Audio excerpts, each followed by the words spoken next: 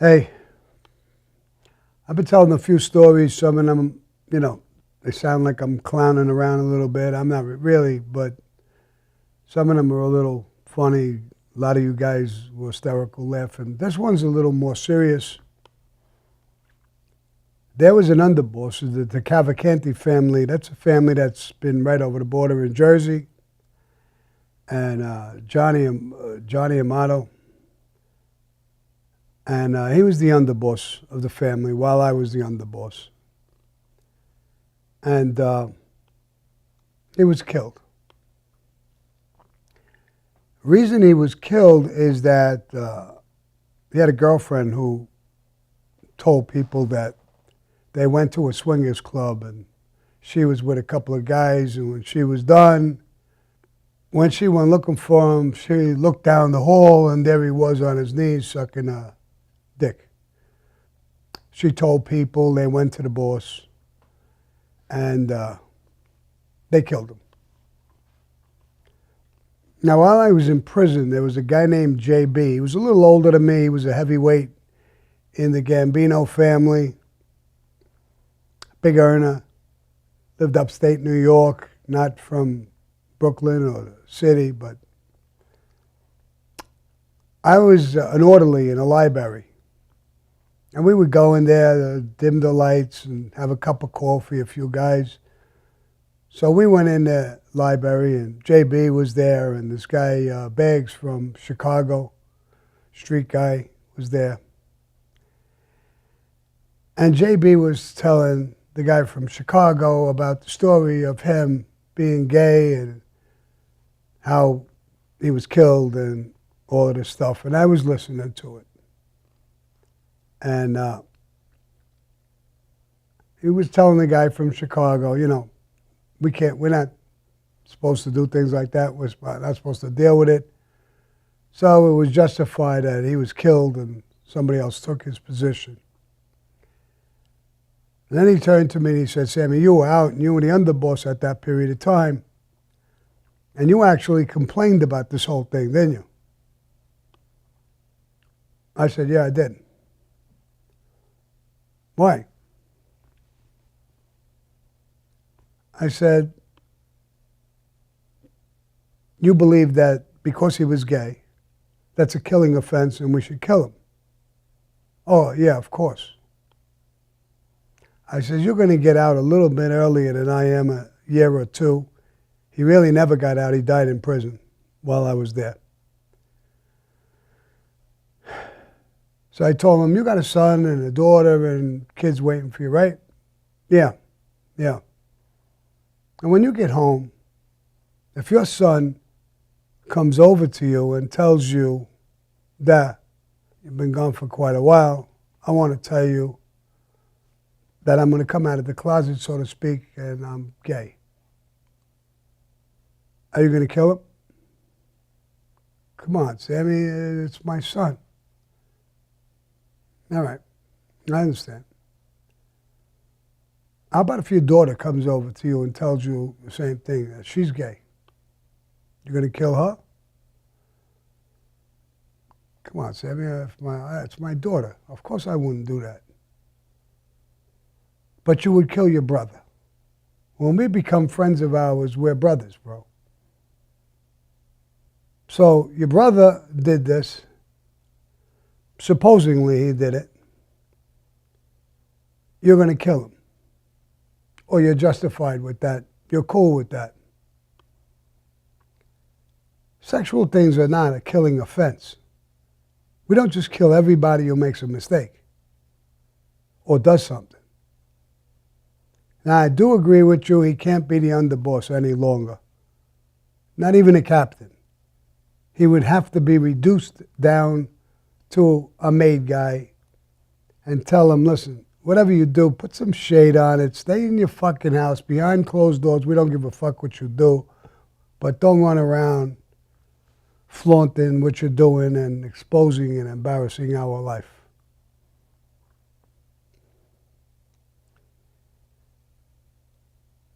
The guy from Chicago says, Sammy,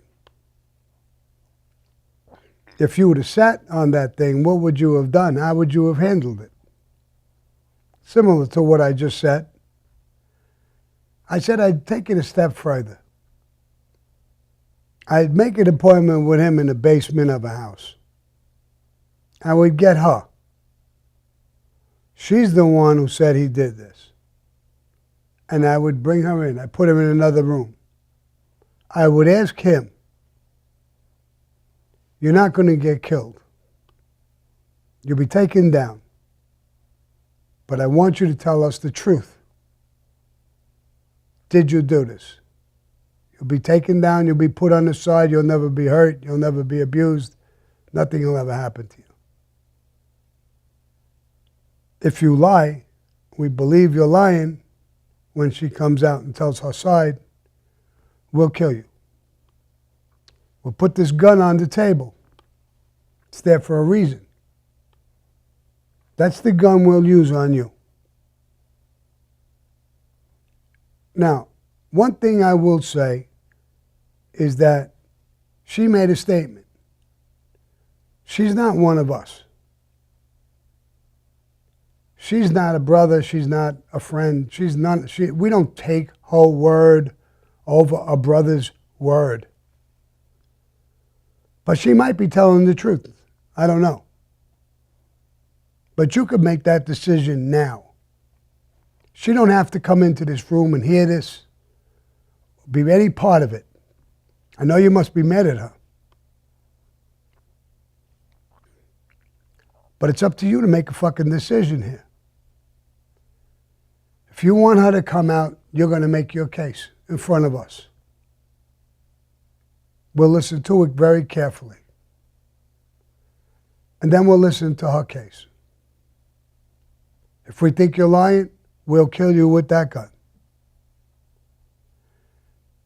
If we think she's lying or exaggerating in any way, shape, or form, then you will pick this gun up and kill her in front of us. We'll leave, and you clean it up. You have the choice here. You may have committed a sin, small sin to us. Killing her and lying to us is a mortal sin.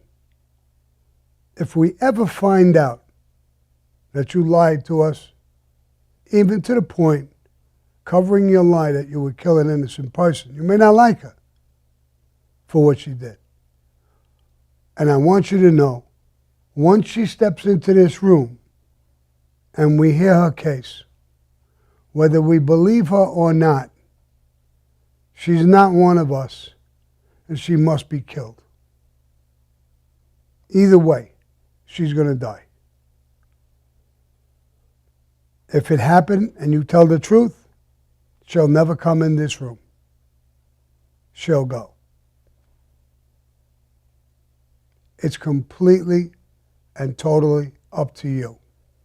The guy from Chicago says, "Oh my God, Sammy. No wonder why you became the underboss.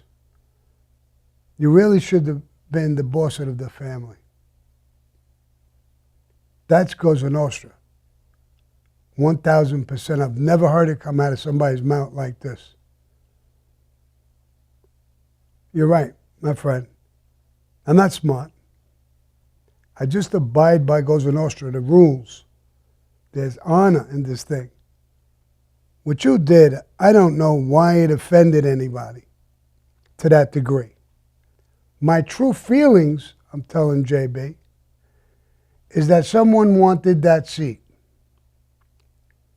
Now that it's done and gone, we're in prison talking about it, the real peculiar thing I feel is that the guy who brought this from that woman to the boss of the family, the guy who killed John,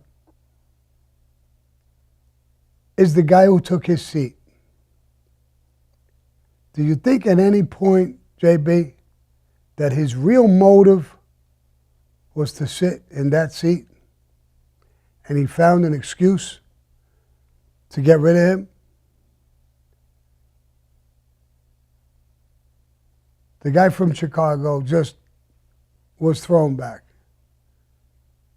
He said, Sammy, I sat with 100 friends, made guys, all from all over the country. I'm going to remember this story and talk about it for the rest of my life. I said, you could talk about it, but that's Cosa Nostra. True Cosa Nostra.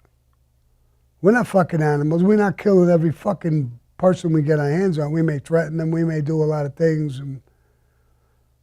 But killing is a serious, serious fucking thing. And we have to know we use it as a last resort. I wouldn't be against killing John in that basement or that woman. I would feel bad that she stuck her neck in something that she couldn't get it out. She didn't realize what the fuck she was doing.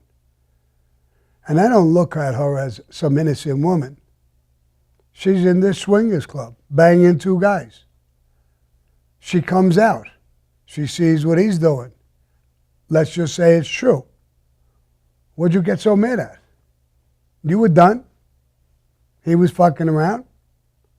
Why couldn't you just pack it up and go home?